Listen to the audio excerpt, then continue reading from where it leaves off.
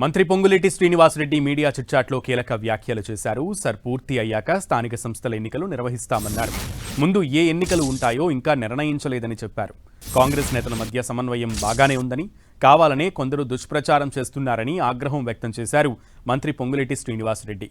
Land resurvey చేస్తున్నామని, అనేక ప్రాంతాల్లో ఉన్న భూమి కంటే ధరణి పాస్బుక్లో ఎక్కువ చూపిస్తోందని వెల్లడించారు. రైతు బంధు కోసం చాలా మంది ఇలా చేశారని వివరించారు. ధరణి సమస్య పరిష్కారమైన వాటికి భూభారతిలో పట్టా చేస్తామని స్పష్టం చేశారు.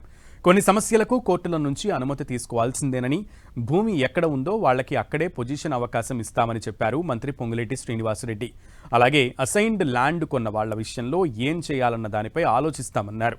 రాష్ట్ర వ్యాప్తంగా 80,000 ఎకరాలకు పైగా అసైన్డ్ ల్యాండ్స్ ఉన్నాయని వెల్లడించారు. బీఆర్ఎస్ హయాంలో కట్టిన డబుల్ బెడ్రూమ్ ఇండ్లు మొత్తం కురుస్తున్నాయని విమర్శించారు మంత్రి పొంగులేటి శ్రీనివాసరెడ్డి. ప్రస్తుతం వాటికి రిపేర్లు చేయిస్తామని చెప్పారు.